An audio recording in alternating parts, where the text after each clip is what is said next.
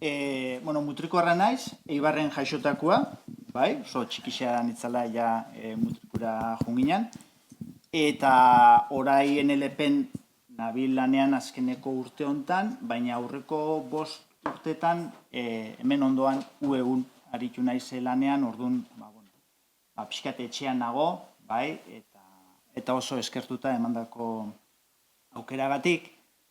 Adimen artifizialari buruz hitz egiteko eskatu zian Ainarak, bai, jardunaldi honen baitan, eta pixka bat zabaldu eta pentsatu dut hitz egitea lehenbizi ingurune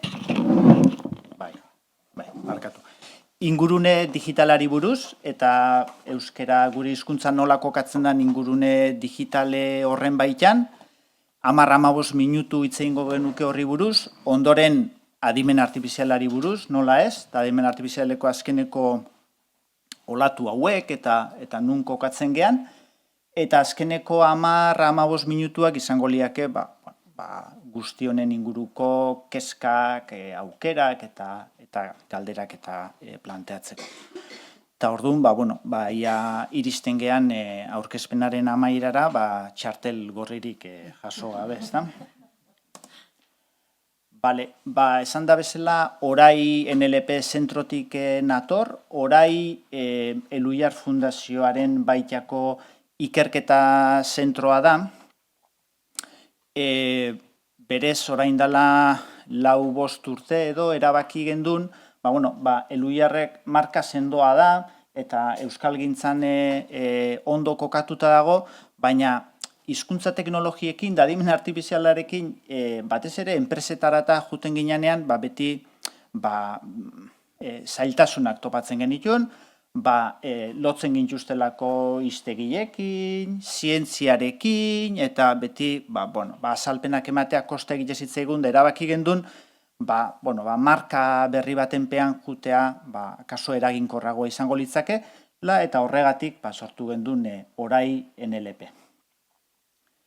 Euskeraren prozesamendu konputazionalean aritzen gea, hori da gure ikergaia, eta hortik abiatuta soluzio eleanitzak.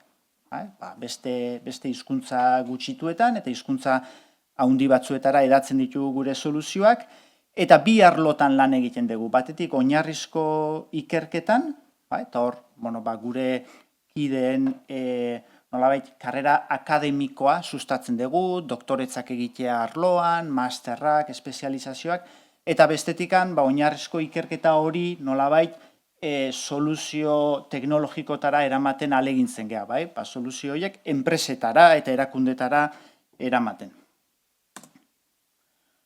Hau da taldea, gehiegi espada tapatzen, horrez nagoni, argazkia eguneratu beharra daukagu, 15 laguneko taldea gea, talde txikila, eta 15 laguneko talde hortan, 7, okerrezpanago, doktoreak dira, adimen artifizialeko arlo ezberdinetan. Hortik hitz egingo pixka bat gaurko hontan. Eta lehenengo puntua izango da euskara ingurune digitalean. Kokatzeko mapa bat, datu hauek jasotzea ez da beti erresa izaten, baina badia munduan 7.000 hizkuntzatikan gora. Eta horien egoera, ezberdina da. 486 soilik daude instituzioetan, 6,7. Egoera egonkor baten, hau da, etxeko transmisioa bermatuta daukaten hizkuntzak 3.500, pasatxo, 48,9, eta arriskuan daudenak, hau da, transmisio hori, etxeko hori ere bermatuta ez daukatenak, 154. Datu hauek ikusita esatuzu, akaso egoera ez da hain txarra, ez da?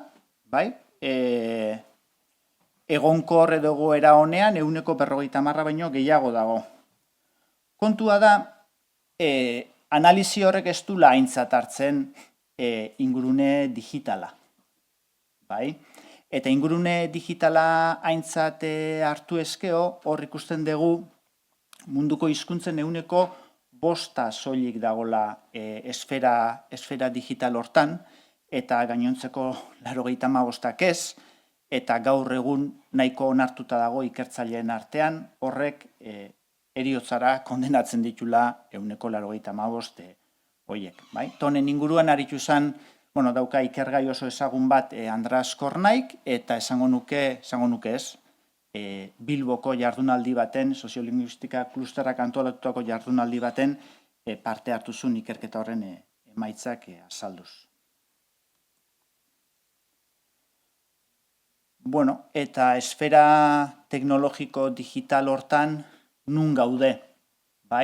Europako hizkuntzak aintzat hartu ezkeo, hor kuadro urdin hortan gaudegu, hizkuntza handien gandik nahiko urruti, ingelesa, alemana, espainola, frantsesa, baina, gure ingurura begiratzen badegu, beste estatu hizkuntza batzuen pare gaude, Bulgariera hor dago, Esloveniera, Kroaziera, orduan nola ikusi nahi dan, hizkuntza handien gandik urruti baina, estatu hizkuntza batzun pare gaude behintzat.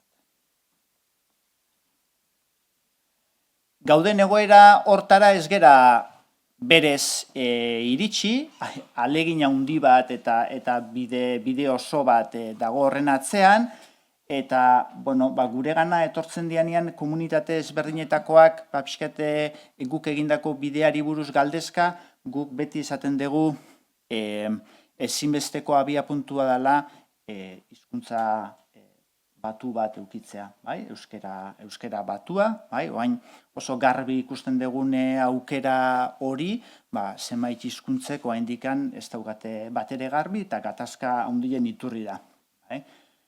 Horrekin batea, eta hemen ez dago jarritea, baina administrazioan egotea hizkuntzako ofiziala izatea guretzat ezinbestekoa izan da horrek eman dion bultzada, derrigorrezko hezkuntza, unibertsitatea, nola ez euskalgintza, kultur sorkuntza, edabideek, emandako bultzada hori, eta baita ere, hizkuntza teknologietan, azera-azeratikan, aitzindari izan gehala, unibertsitateko ikerketa talde zenbaitek sinistu zutelako euskararen etorkizuna hor ere jokatze zala, ezta?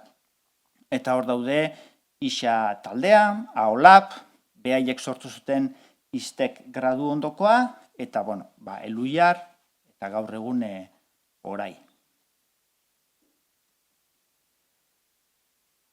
Nolakoa da euskararen presentzia interneten? Puntueus fundazioak badauka horren inguruko behategi bat, eta berak aztertzen du Euskal Herrian aztertzen ditu Euskal Herrian erregistratutako webguneak, eta erregistratutako webgune horietatikan euskarazko edukila 14% soilik dauka. Euskararen kale erabilerarekin bat egiten du gutxi asko. Eta erabiltzailei dagokienez, hau da, interneten gabiltzanean, zematek nabigatzen dugu euskaraz, 4%. Ez dira oso datu onak, nahiko gordinak dira, 14%, webgunen 14% soilik euskaraz, eta euskaraz nabigatzen dugunak soilik 4%. Interneteko edukilaren edo arlo digitalaren beste adierazle importante bat Wikipedia. Esaten dute, hizkuntza baten osasun digitala askotan Wikipediaren tamainarekin neurtzen da. Eta, hemengo batzuk badukagu adin jakin bat, eta etxean paperezko entziklopediak ezagutu ditugu. Gurasoek alegin handia eginda erosten zituzten entziklopedia horiek, eta euskeraz eukidegun entziklopediarik zabalena, Lur entziklopedia izan zen, 1991 eta 2001 artean argitaratu zana, eta 13 liburu edo 13 tomo zeuzkan entziklopediarek. Gaur egun ja ez da argitaratzen paperean entziklopediarik, eta gaur egungo erreferentziasko entziklopedia Wikipedia da. Euskarazko Wikipedia gure kasuan, eta gaur egungo euskarazko Wikipedia, eta hau, zenbaki batzuk egin ditugu, paperera aterako bagenuke Lur entziklopediaren tamainako tomotan, 351 tomo liateke, apalategi ederra behar da hori gordetzeko, eta ikusten da, paperetik 13tikan digitalea 351 pasageala urte gutxitan, da horrek ematen du pixkat dimensio digitalaren neurria, ez da? Baina noski, ariketa hori bera egiten badugu ingeleseko Wikipediarekin, 3518 liburu liake eta ipurua osoa beharko genuke liburuak gordetzeko. Orduan, balen esan dakoa. Euskara, hor dago, presentzia dauka, baina hizkuntza handiekin alderatuta oso txikia gea, ez da?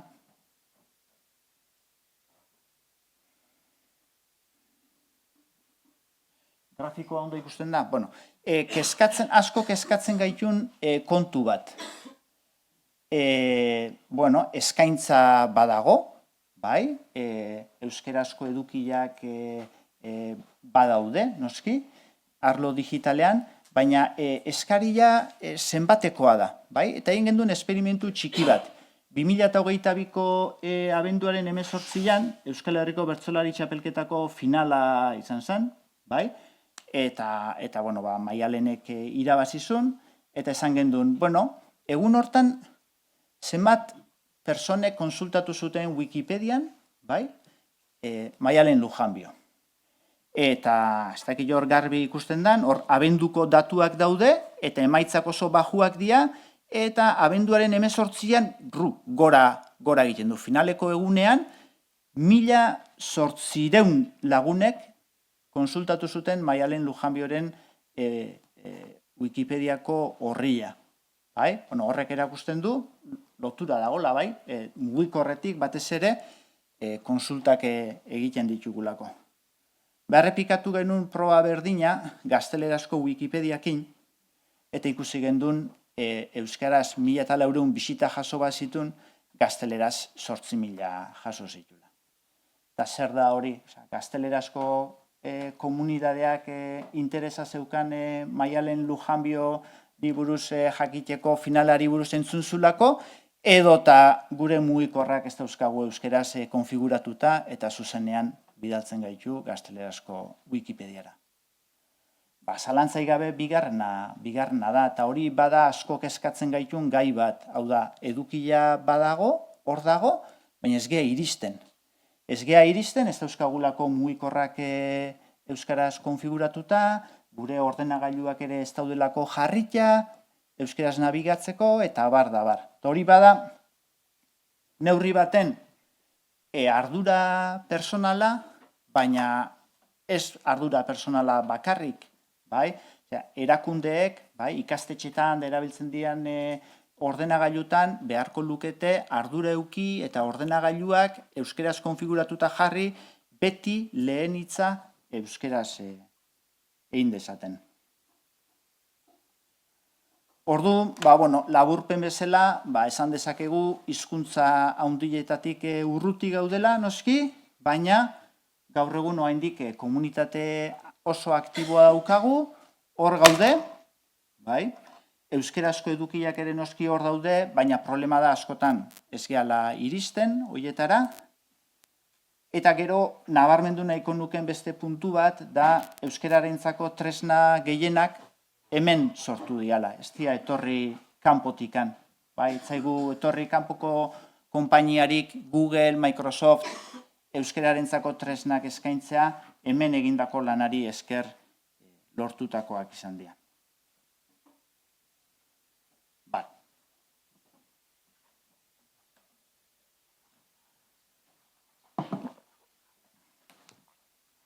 Hori euskera eta ingurune digitalari buruzko sarreratxoa, eta orain pasatuko gea adimen artifizialari buruz hitz egitea edo adimen artifizialaren olatuak, bai? Bat baino gehiago izan dialako. Bueno, ni informatikaria naiz, ikasketaz baintzat, eta adimen artifiziala zer dan galdetu ezkeo, oso erantzun simplea ematen dugu, ezta? Gizakien pareko adimena erakutsiko duten makinak eta programak sortzen ditun informatikaren arloa, bai? Gu ez gera jartzen pentsatzen horren atzean zer dagon, giza adimena nolakoa dan, guk nahi duguna da hori simulatu, bai?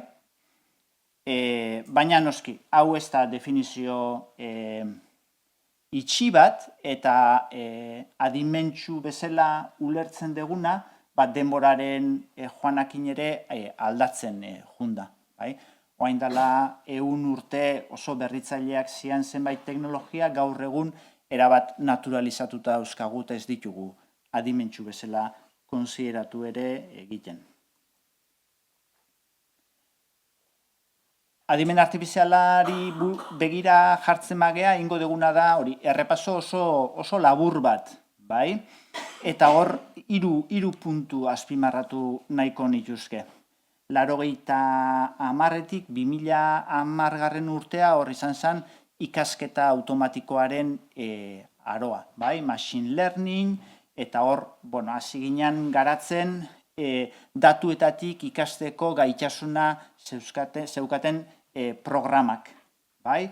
Eta hauen erakusgarri honenetako bat, xakean zoragarri jokatzen duten programak izan dira, adibidez, bai?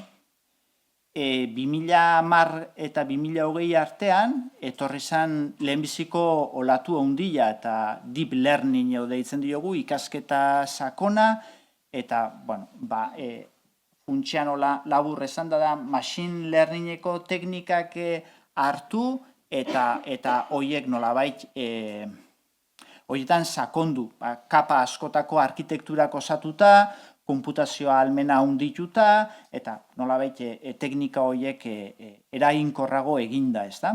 Eta hor lortu genitun besteak beste, euskerako eta beste hizkuntzetako itzultzaile onak, itzultzaile automatiko onak. Urte gutxitan itzultzaileak 2010 buelta hortan neko kaskarrak zian, eta derrepente urte gutxian egin zuten kriston aurrerakada, izan zen deep learningeko algoritmoak aplikatuta. Eta azkeneko olatua etorri da 2020tik aurrea eta zehazki 2022ko udazkenean ChatGPT merkaturatu zanean, horrek ekarri duen olatu hori, ez da? Eta, hiruen inguruan nahituko gea. Esan dakoa, 87an ni informatika ikasten nahi nintzen, fakultatean, eta urte hartan Kasparov garaitu zuen Deep Blue izeneko makinak, eta urte berdinean NASAk Sojourner robota jarri zuen Marten, lurra hartu zuen, eta metro batzuk ibili izan, da gero seinalea galdu zen, eta ez dakigu ze gertatu zitzaion, baina nik ikasle bezala esaten hon. Munduko xake txapelduna garaitu dugu, eta Marten robot bat jartzeko gai izan gea, listo, adimen artifizialaren aroa etorri da. Pentsa, ordutik ona, zenbat urte pasadian, esan da bezala, adimen artifizialeko teknologia eta aplikazio asko naturalizatuta dauzkagu, edozein parkin eta sartzen geanean, gure matrikulak automatikoki rekonozitzen ditu kamera batek, eta gero prozesatzen du, bertan egindako denbora eta bar kalkulatzeko, hori dana adimen artifizialean oinarrituta dago, bilaketa sistemak erabiltzen ditugunean, dala Google, dala DuckDuckGo, edo beste edozein, edo YouTubeko algoritmoak, hori danak adimen artifizialean oinarrituta daude, etxea garbitzeko robot, rumba estiloko robot horiek ere, badirudi hola zentzu handirik gabe dabiltzala, baina navigazio estrategia nahiko sofistikatuak erabiltzen dituzte, bai? Etxea ahalik eta modurik eraginkorrenean garbitzeko. Eta ahots bidezko laguntzaile hauek ere beste horremeste, ezta? Eta euskara nun kokatzen da? Bueno, justu ona etorri aurretik kafe bat hartzen egon naiz, eta han Alexa zaukan, eta orduan zen duen, Alexa, pon izaro. Eta gurekin zerbitzaria euskaraz ari zen, baina Alexari gazteleraz egin dio, ezin bestean. Alexak ez daki euskaraz, kotxean GPS-a jartzen degunean ere horrek ere ez daki euskaraz, eta, gailurik gehienek ez daki euskaraz, naiz eta horretarako beharrezkoak dian, oinarrizko teknologiak oso ondo funtzionatzen duten euskaraz. Eta oinarrizko teknologia horiek dira itzulpen automatikoa, ahotsaren analizia, hau da, ahotsetik testura bihurtzen duten sistemak, eta alderantziz testu bat eman eta ahots bihurtzen dutenak. Hiru teknologia horiek oso ondo garatuta euskagu euskararako, baina oraindik ez gea gai, bozgorailu adimendutan, kotxetan eta beste hainbat gailutan txertatzeko.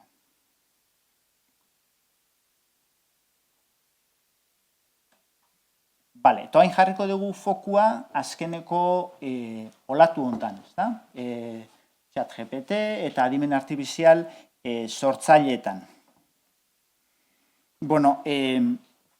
Eskema moduko bat jarri dut, ulertu ezagun, ikusi ezagun, hizkuntza eredu hauek nola funtzionatzen duten, ze paradigma ezberdina da.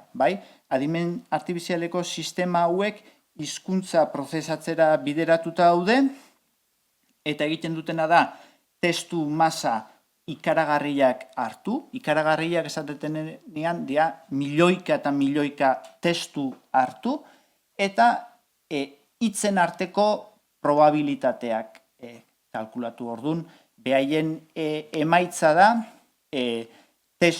hitzen arteko probabilitate kateak. Orduan, sortzen dute ikaragarrizko taula bat, eta taula horiek dira probabilitateak edo hitzen arteko loturak, eta hitzen arteko lotura horietatikan sistema hauek gai dira hizkuntzaren sintaxia eta gramatika eratortzeko, eta horrekin batera baita ere semantika, hau da, munduari buruzko ikuskera jakin bat ikasteko ere gai dira. Beraz, testu masa ikaragarri bat hartuta, gai dira horien gaineko galdera erantzunak egiteko, itzultzeko, informazio erausteko, laburpenak egiteko, eta abar, eta abar. Nola ikasten dute? Mugikorrean mezuak idazten ditugunean, berak idazteko sistemak proposatzen digu urrengo hitza, ezta? Sistema berdina da, baina mugikorreko sistemak bi hitz edo hiru gehienez hartzen ditu testu inguru bezala, eta eredu hauek milioika hitzeko testu ingurua hartzen dute. Baina fundamentua berbera da. Urrengo hitz egokiena edo probableena zein dan esaten dute. Hurbilpen honekin, hizkuntza zeharka bada ere ulertzeko eta hizkuntza hortan testuak eta edukia sortzeko gaitasuna erakusten dute.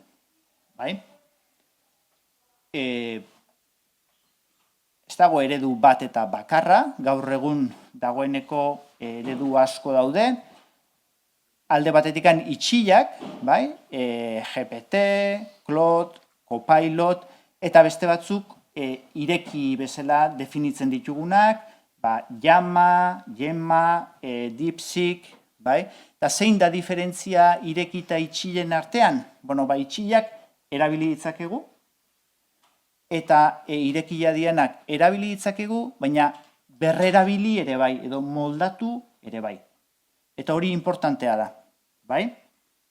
Izan ere, euskerarako ere badauzkagu bi eredu, gaur-gaurkoz, bai? Bi hizkuntza eredu, bata da latxa, bai? Iazko urtarrilean, oker ez banago hitz zentroak aterazun lehenbiziko hizkuntza eredu handia euskerarako, eta bigarrena oraik, hau da guk atea genduna, irailean, urte berean. Posible izango genuke eredu libre hauek gabe guk gure eredu ateatzea? Ba, ez. Euskerak ez dauka nahikoa korpus, nahikoa testu era hontako eredu handi bat ateatzeko, baina egin genduna izan zen, eredu libre bat hartu, jama kasu hontan, eta eredu horri euskera irakatsi. Hori izan zen gure hurbilpena eta latxarena ere bai.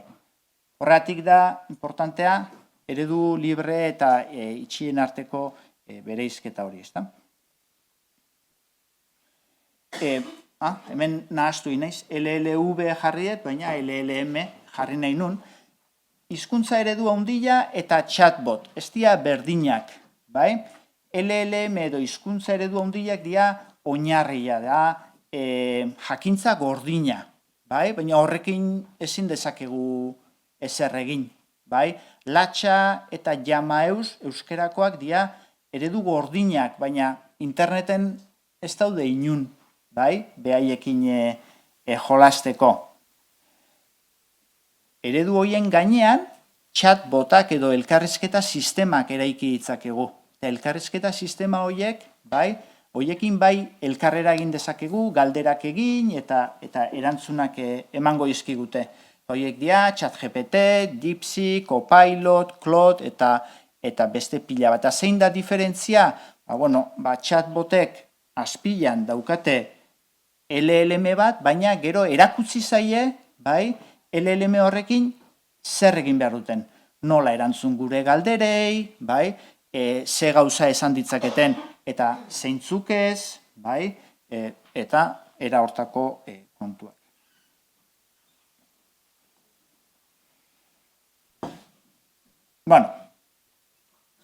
Altura hauetan ja danok erabili ditugu sistema hauek, badakigu nola funtzionatzen duten, guk eskaera bat egiten dugu, normalean testu bidez, sistemak ulertzen du, guk esan nahi dugun hori, eta sortzen du erantzun bat, bai?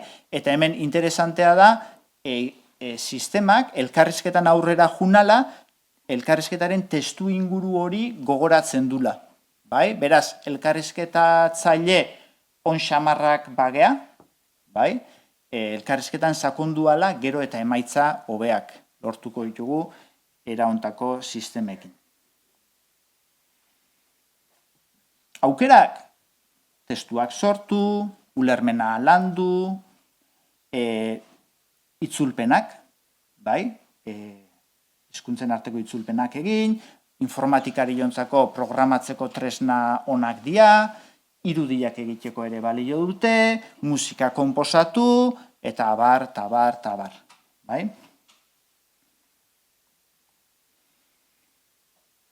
Baina noski, bentajak oso nabarmenak dira, baina badaude kontuan hartzeko edo tontu zibiltzeko zenbait kontu ere, bai? Eredu ikaragarria handiak izan arren, testu inguru mugatua daukate, bai? Zan nahi dut mundu ikuskera jakin badaukat, eta mundu ikuskera hori da atzean dagon korpus horrek emandako mundu ikuskera, bai? Eta hizkera ere, hizkuntza eta hizkera, testu horiena da, bai? Ez dute beti egia esaten, tarteka alusinatzen dute, gero eta gutxiago, hori ere egia da, baina, tentu sartu behar da esaten dutena, ez dira neutroak, noski, alborapenak dauzkate, eta datuen pribatutasuna eta segurtasunari dagokionez ere, zalantzazko praktika desente daude. Orduan, kontu zibili behar da, eta alden neurria maintza datu personalik jarri ez. Eta amaitzeko, guzti honek ematen du oso arina, oso ordenagailuan idazten dut eta emaitza berehala jasotzen dut eta lan asko aurrezten dut, baina, hau ez da bat ere jasangarria. Sistema hauek behar duten konputazio ahalmena ikaragarria da eta gastu energetiko handia eragiten dute.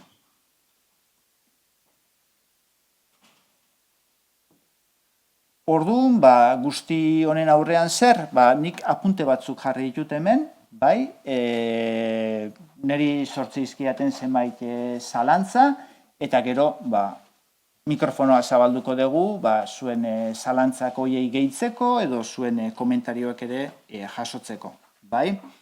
Lehenengo kontua, hauek zertaz elikatzen dira? Emandako guztiaz. Zenbat eta testu gehiago, hobeto. Orduan, interneteko testu publikoak, liburuak, dokumentu digitalizatuak, elkarrizketak, foroak, hori dana xurgatzen dute. Labadora batetik pasatzen dute, eta hori baliatzen dute adimen artifizialeko sistema hauek. Baina, noski, horrek esan dugu, bauzka bere albo ondorioak ere, sistema hauek behaien alborapenak dauzkate, eta atzo egin nuen proba bat, Google Translaten jarri bera erizaina da, eta gaztelerara itzultzeko esan, eta ella es enfermera jartzen du, eta bera medikua da jarri ezkeo, él es médico. Google ezin diogu ezer leporatu, berak esango du estadistikoki egiten duen itzulpen bat dala, atzean dauden korpusetan oinarrituta. Baina noski korpus horiek ez dira orekatuak. Hau guk egin genuen proba bat da, igual zaharkitu xamarra gelditu da, oain dela 2 urte egin gendulako, baina oso adierazgarria iruditzen zait. Eredu handi bati galdetu genion, nola eragin zion Francoren diktadurak euskerari, eta 4 aukera eman genizkion, bere erabilera zabaldu zuen, ofizializatu egin zen euskera, Francoren garaian, ikasleen eskolak euskera zenbate ziren, edota euskera debekatua eta zapaldua izan zen. Eredu handi horietako batek erantzun zuen, konfidentzia handiz, ofizializatu egin zala euskera. Orduan, guretzat hain garbila eta hain nabarmena den zerbait, eredu handi horrek etzun horrela interpretatu, egila da denbora aurrea pasala, gerota xeago erantzuten dutela eta gerota zehatzago, baina kontu handiakin, aztertu kontu handiakin, ibili behar dugu, hor atzean dauden mundu ikuskerekin. Sortzaileen lana ordezkatuko dute sistema hauek, iazko inauterietan, Irungo inauterietako kartel irabazlea adimen artifizialak sortutakoa salatu zuten, eta horrek zalaparta handi xamarra eragin zuen, batez ere, egileak etzulako ala itortu. Eta hor, zalantza handia sortzen da, zemateaino, horlako irudi bat egiteakoan, zemateaino dan zurea egindakoa, edo zemateaino dan makinarena, ez da. Eta euskerara etorrita, mehatxuen artean, aipatu ditzakegu, noski, teknologia hauek behar beste garatzen badia, martxa hontan, zertarako ikasi euskera, euskera sortutakoa nire hizkuntzan, jaso balin badezaket momentuan bertan. Euskera ikasteako orduan, motivazioa topatzea, zaildu dezake horrek, bestetik, itzulpenak horren onak balin badia, horrek ekarri dezake baitere hizkuntzen ikus ezintasuna, bai? Zuk zure hizkuntzan jasoko duzu informazioa, euskeraz, demagun, baina abia puntuko hizkuntza zein dan jakin gabe, bai? Hau da, hizkuntzak bihurtuko dira interfaze hutsa. Eta, bueno, itzulpenen eta eraldaketen kate hortan, ikusita dago, hizkuntzak pobretzea egiten dula, askotan. Sistema artifizial hauek nahiko homogeneoak dira gaur-gaurkoz eta hortikan sortzen dian testuak, gero eta berdinagoak dira, txinparta gutxiagokoak eta halako hizkuntzaren pobretze bat ere eragiten dute. Aukeren artean, eduki guztia dana, euskeraz jasotzeko aukera, euskeraz komunikatzeko orduan ere oztoporik ez, euskeraz hitz egin ahal izango nuke, aurkeztu ahal izango nituzken ere edukiak berdin dio publikoa zein dan, hizkuntzaren ezagutza eta erabilera handitzeko aukerak, noski, eta, ondo baliatuz geho, hizkuntzaren ospea bera ere handitzeko aukera, ez da? Eta orduan, zein da epaia, aldeko eta kontrako edo aukera eta mehatxu guzti hauek kontutan hartuta, nun kokatzen geha, tresna hauen eta aukera hauen aldein beharko genuke itxu-itxuan, edo ez, edo muga batzuk jarri beharko genituzke, eta ondo pentsatu, noiz eta nola erabili. Erantzun errezik ez dago, baina kontentatu gaitezke pentsatuta gu daukagun dilema hau hizkuntza guztiek daukatela gaur egun, txiki eta handi. Eta,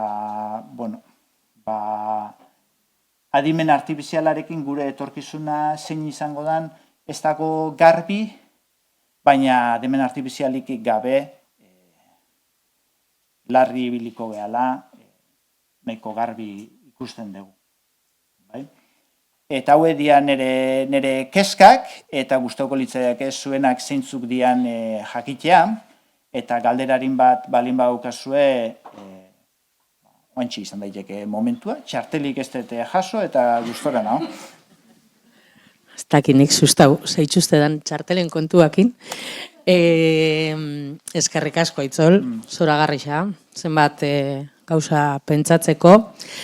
Ez dakit, zeo zer dakazue bestiokin partekatzeko zuen keskak, ze epai argirik egia da ez da hola, ez da, baina hor daude eta erabiltzen ditugu, batzutan modu konstientean, beste batzutan ezain konstientean, baina gure egunerokotasunaren parte da adimen artifiziala gaur egun, eta batzutan, ez dakitxagun ere, hausnarketa pertsonala da, segun eta zer nolako erabilera ematen diogun, ez da, zertarako eta gure misioarekin bat datorren ero ez, baina hortaz aparte ere ezin gara bizi eta mesede egingo digu, baina hor neurria topatzia eta irizpide batzun arabera jokatzia hor egon daiteke gakua. Hori nire parrafadia. Bestiok zehose komentatzeko, galdetzeko, izaro.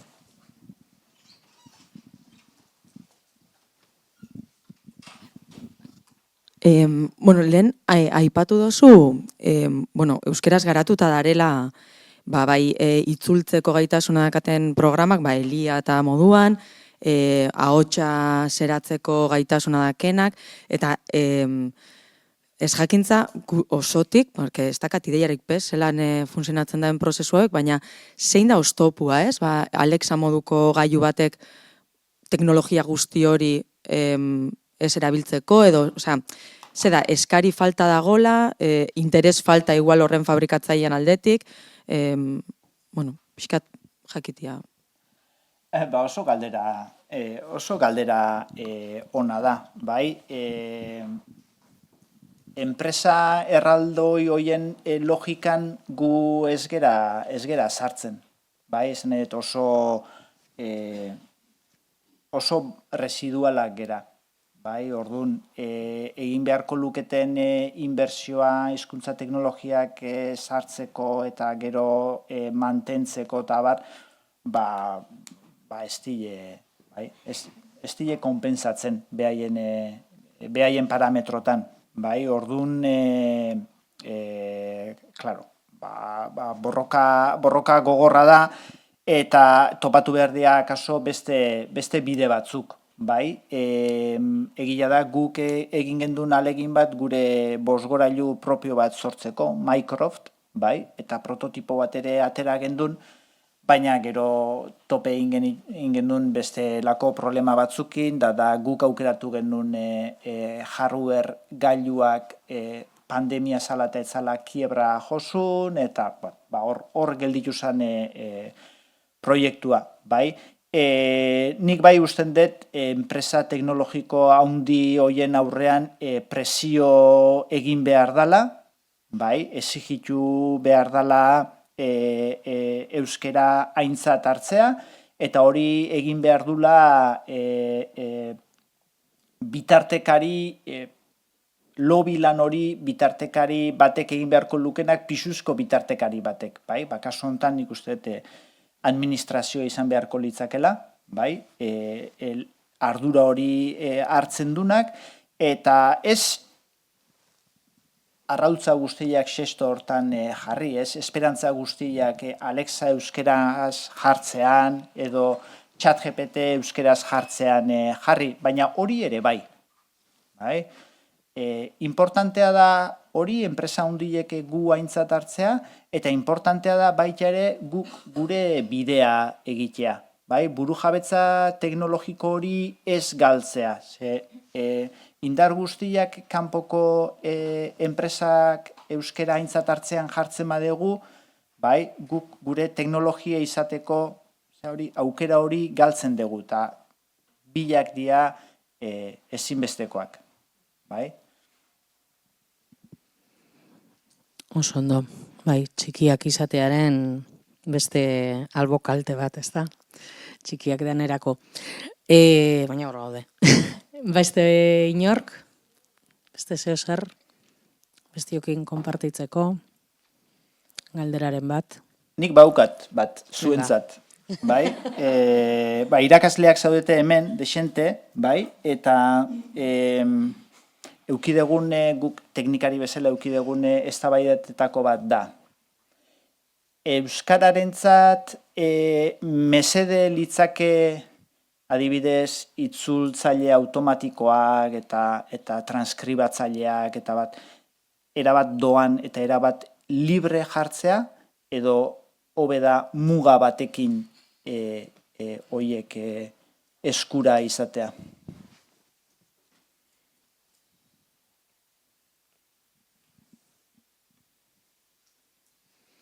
Minututxo batzuk, irakaslek pentsa dezaten.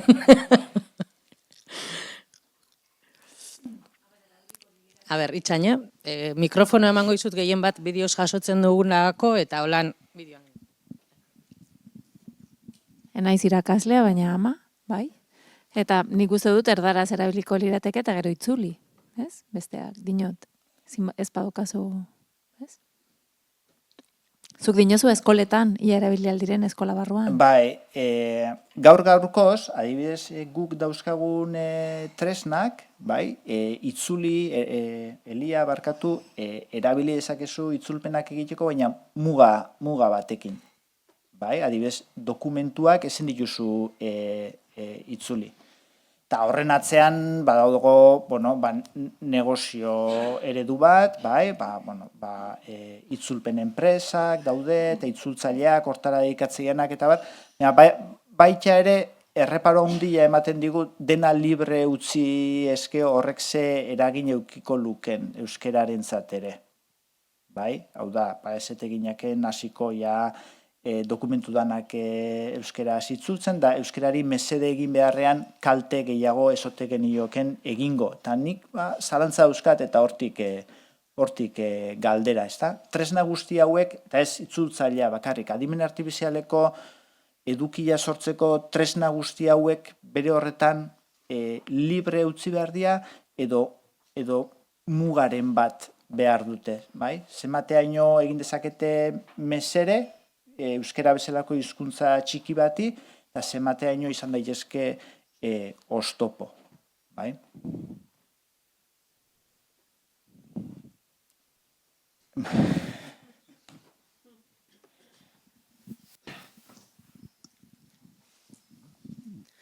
Bueno, ez da eskola ikuspegitikan, baina proiektu komunikatibuen ikuspegitikan hor eztabaida hori ere badago, ezta? Zenbaitzuk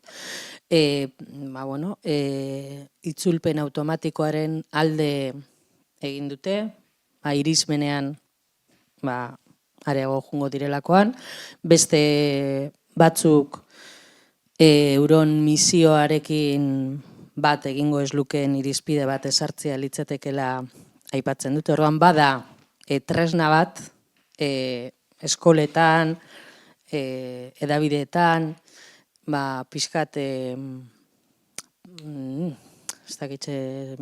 eztabaida hori sortzen duena, ezta? Alde kontra eta igual txuri beltzik ez dago, igual gris gama handia dago, baina bada gai bat hemen duguna eta nire ausarketia da, ez dakit benetan dakigun ze erabilera eman beharko genioken horri. Eta agian mugak da segun ez da zetako. Segun alorretan agian ez du mugarik behar, guretzat onuragarria delako, beste batzuetan bai, baina bat da, orain planteatu duzun galdera bat da.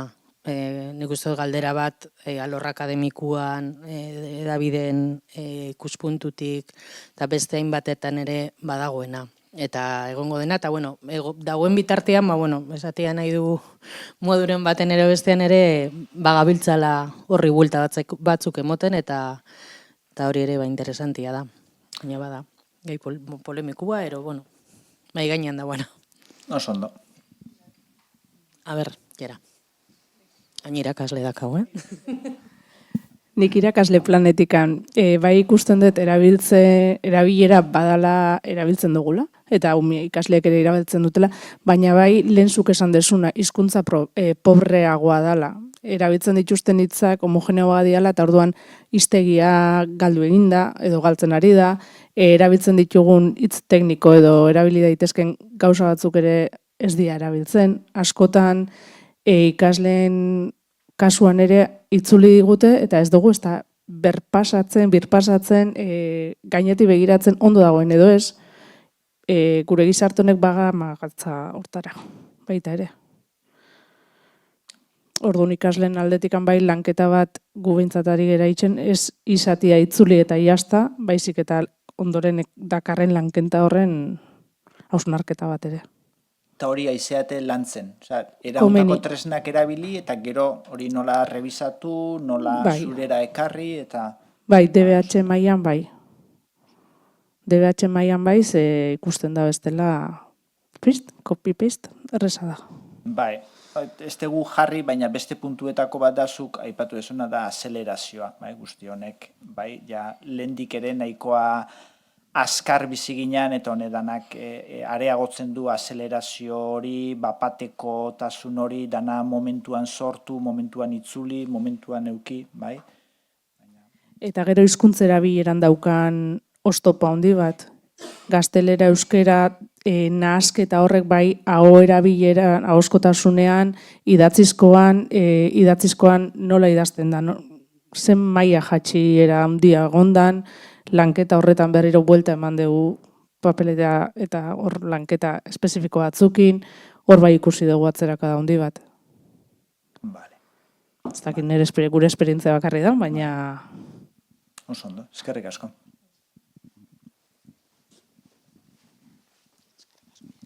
Vale, beste konturi bada, kafe orduan segiko dugu. Eskerrik asko. Mila esker, Aitzol.